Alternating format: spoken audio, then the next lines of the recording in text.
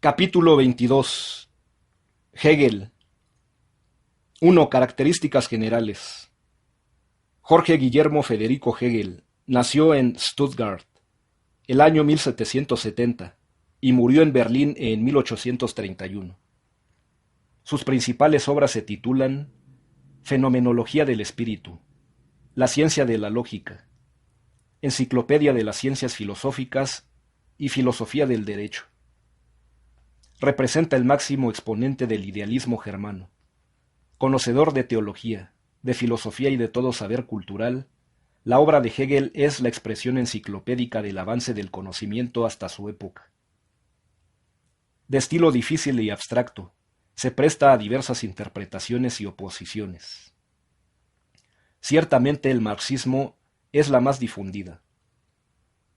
Kierkegaard es el oponente adecuado en torno a su abstraccionismo y sistematismo. El evolucionismo y el panteísmo, así como el panlogismo, reconocido como identidad entre lógica y metafísica, tienen Hegel un fuerte defensor. En fin, la síntesis y la unidad de toda diversidad constituye el propósito fundamental de este majestuoso sistema filosófico. 2. El absoluto. Para empezar a entender a Hegel es preciso iniciar la explicación desde la cumbre donde él mismo se coloca. Cualquier ente individual que captemos, sensible o intelectualmente, no es otra cosa sino un momento o fase de la evolución del absoluto. Lo finito solo tiene sentido como inmerso en lo infinito. Todo cuanto existe es constituyente del absoluto, de tal manera que éste deja de ser algo trascendente o separado del mundo para venir a ser la totalidad sistemática de todos los entes. En consecuencia, el absoluto no está acabado, está en proceso de evolución. Es la misma evolución de las cosas. Pero además la naturaleza íntima de ese absoluto es la idea o espíritu. Todo comienza con la evolución o desarrollo de la idea, y así es como se produce aún el mundo material. El producto supremo de esta evolución es el hombre, en donde toma conciencia de sí misma la idea que evoluciona. De esta tesis central se desprenden los calificativos de panteísta y panlogista aplicados a Hegel. Es panteísta en la medida en que afirma que todo queda asimilado con el absoluto, del cual se origina el mundo entero.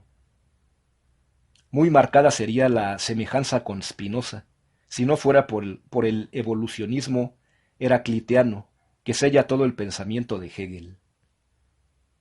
Es panlogista en la medida en que identifica el ser con la idea y la razón. Todo lo real es racional, y todo lo real es racional. La primera parte de este lema significa que la realidad entera está identificada con la razón y sus leyes, y que por lo tanto no hay contingencia ni azar. Todo ser y todo devenir están sometidos a la necesidad de la ley dialéctica, como se explicará enseguida.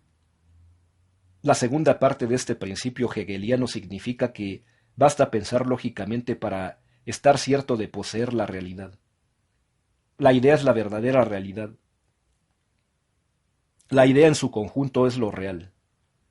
En cambio, el aislamiento de uno de esos aspectos es una abstracción y una falsedad. Lo individual es para Hegel lo abstracto. A partir de estas tesis se vislumbran las oposiciones de Marx con su materialismo antiidealista y de Kierkegaard con su existencialismo antirracionalista. 3. La dialéctica. Posiblemente la teoría más famosa de Hegel es la dialéctica.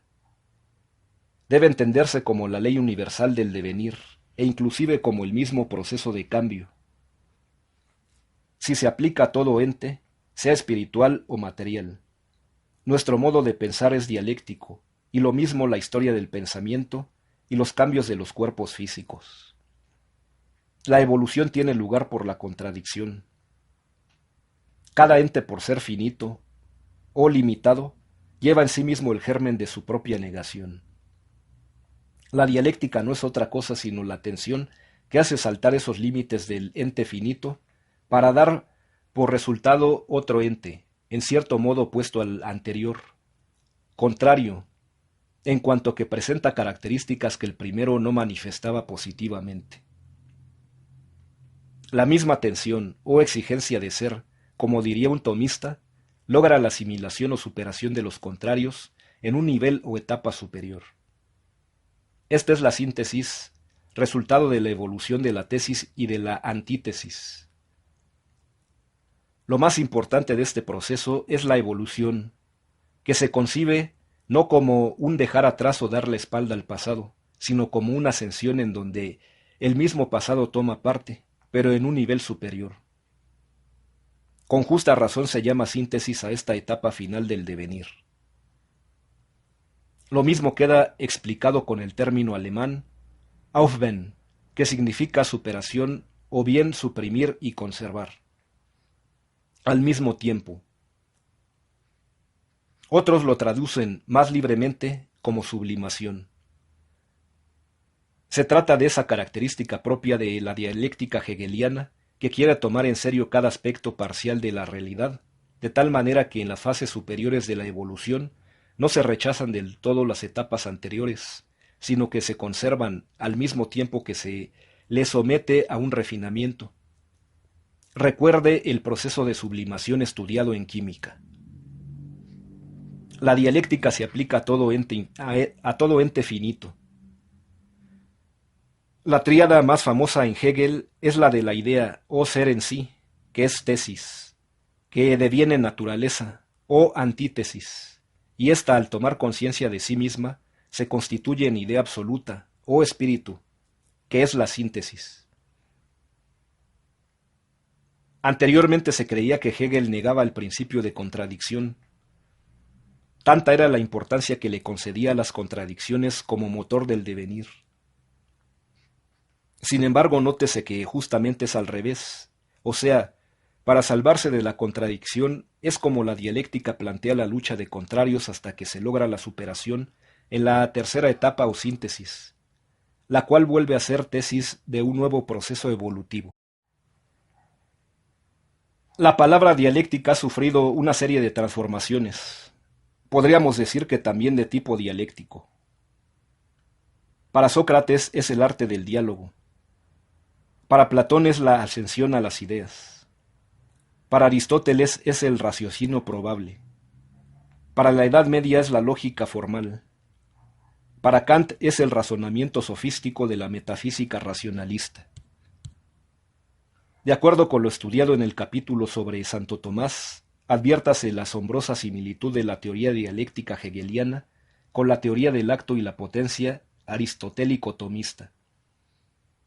En ambas posturas lo esencial está en la exigencia del ser, que hace saltar los límites del ente finito para originarse un ser más rico en comprensión, y que entra en lucha consigo misma hasta que establece la unidad interna, en la síntesis.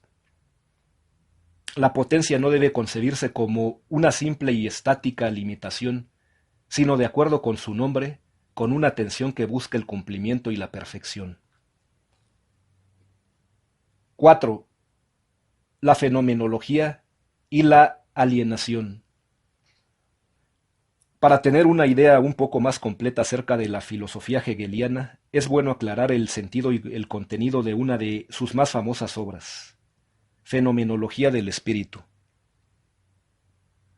Por lo pronto nótese que aparece de manera oficial en la historia de la filosofía el término fenomenología, que en la actualidad constituye el método filosófico propio de Husserl.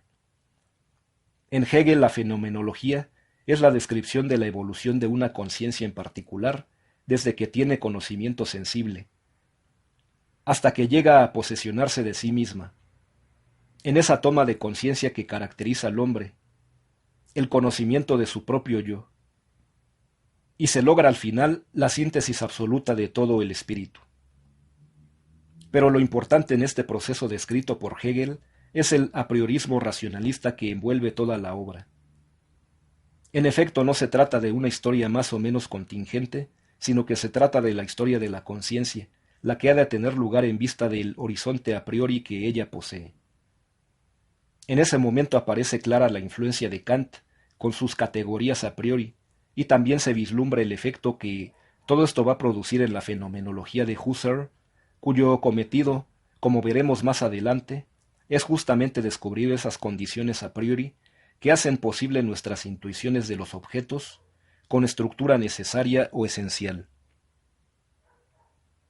Puede ser discutible la determinación de tal o cual etapa en la fenomenología de Hegel, como el estoicismo, el escepticismo, la aparición del cristianismo, la dialéctica del amo y del esclavo. Pero lo cierto es que estamos en contacto con el difícil nivel de lo a priori, fundamento de toda explicación del conocimiento humano y de la naturaleza del hombre. Y en fin, con el material indispensable en toda filosofía o metafísica que tome en serio su papel de saber fundamental. Por último, en la fenomenología del espíritu es donde aparece otra idea de suma utilidad. Es el concepto de alienación. La conciencia, o ser para sí, se aliena, según Hegel, cuando capta su objeto, como ser en sí. Entonces se pierde en él, se extasia en lo hallado, sale de sí misma y pierde su propio ser. Solamente en una etapa posterior, por medio de la reflexión, la conciencia se recupera a sí misma y logra la síntesis del ser en sí para sí.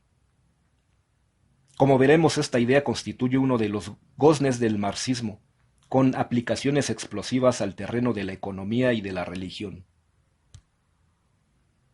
También Sartre toma de Hegel esta idea para definir al hombre y para deducir la imposibilidad de la existencia de Dios. 5. Comentario crítico. A. El panteísmo de Hegel es inaceptable. Es necesario distinguir el absoluto, de tal manera que no absorba a los seres finitos. Todo el problema en torno a la esencia de Dios es saber guardar el equilibrio entre inmanencia y trascendencia.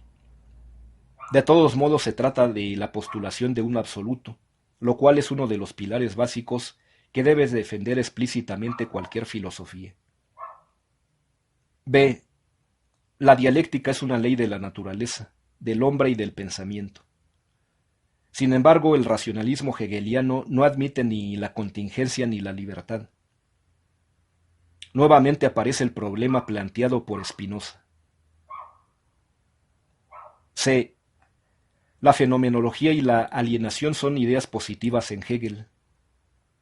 Quitando el contexto panteísta y excesivamente racionalista, la fenomenología es aprovechada con su matiz propio en Husserl, y por su parte la alienación es una expresión muy acertada en la deficiencia humana.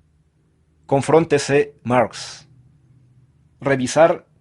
El estudiante puede ampliar el tema de Hegel en las siguientes obras: Kaufmann, Hegel, Alianza Editorial. Serrao, Hegel y el hegelianismo. Eudeva. 6. Apéndice sobre Kierkegaard y Nietzsche. En el siglo XIX sobresale el pensamiento de estos dos autores, sobre todo porque inician y orientan el movimiento que actualmente se denomina existencialismo. A. Kierkegaard, 1813 a 1855. Se opone radicalmente a Hegel, en su idealismo, su esencialismo y su afán sistemático. El sistema sería como un enorme castillo donde no tiene cabida la persona humana. Lo que Kierkegaard intenta es la restauración del valor del individuo. Describe las categorías existenciales, o sea, las características propias de la persona humana, tales como la soledad, la libertad, lo único, el instante y el devenir. El hombre vive su propia existencia, insustituible, sumergido en su propia soledad, sin posibilidad de contacto real con las demás personas. Ante el instante que escapa y la necesidad de elegir en cada momento.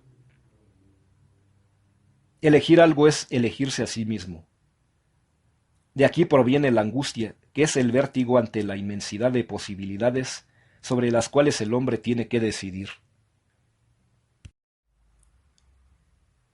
Kierkegaard resalta la vida religiosa como la auténtica existencia humana. Es una tercera etapa del hombre y las dos procedentes se llaman etapa estética y etapa ética. La estética consiste en vivir sobre la superficie de la vida, en el plano sensible, procurando solo el placer, sin obligaciones ni compromisos. La etapa ética es un salto en profundidad. En ella la persona cumple con su deber y sus compromisos, une lo singular con lo general.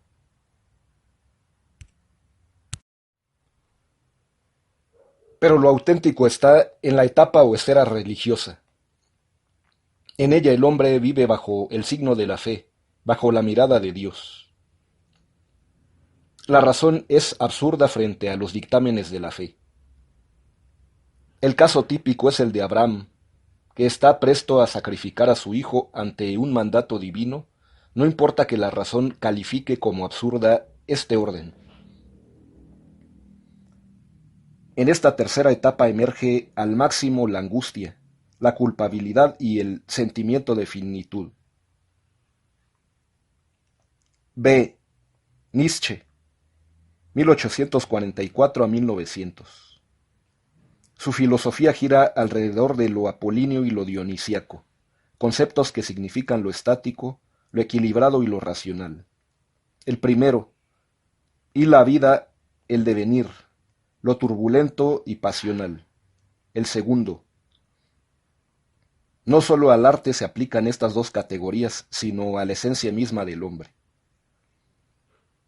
Para Nietzsche lo valioso es lo dionisíaco, en cambio lo apolíneo es un obstáculo a la libre expansión de la vida. La esencia del hombre y del mundo está en lo dionisíaco, y desgraciadamente, dice Nietzsche, a partir de Sócrates, lo racional pretendió sustituir al ímpetu de la vida. Lo bueno es la vida, el devenir, la voluntad de poder. Todo lo que se oponga a ello es malo. Por lo tanto, la ética con sus normas prohibitivas que obstaculizan la vida y su libre expansión no tiene validez. Nietzsche distingue dos tipos de hombres, los siervos y los señores. Estos son libres, superiores, poderosos, autónomos. Hacen las leyes y dirigen a los demás. Los siervos han nacido para obedecer. Necesitan ser mandados. Solo para ellos tendría validez la ética normativa. La humanidad está en continua evolución y vendrá la época del superhombre, último producto de la evolución animal. La humanidad actual tiene como objetivo servir de puente entre la bestia y el superhombre. Para acelerar el advenimiento del superhombre es necesario aniquilar a los débiles, a los enfermos, incurables, a la gente inferior. La teoría del eterno retorno es una de las más queridas por nuestro autor. Consiste en postular un número infinito de repeticiones de la misma situación. Todo volverá a repetirse, dice, puesto que el tiempo es infinito y en cambio las combinaciones de la energía del mundo son finitas. Por lo tanto, llegará un momento en que se tenga que repetir la combinación que estamos viviendo en este instante. Además agrega, quien no acepte esto indica que con ello su calidad de siervo, puesto que no afirma la vida sino que va contra ella. Acerca de Kierkegaard, puede obtener mayores datos en Collins, El pensamiento de Kierkegaard, Fondo de Cultura Económica. Jolivet, Introducción a Kierkegaard, Gredos. Sobre Nietzsche se puede ampliar el estudio en Fink, La filosofía de Nietzsche, Alianza Editorial.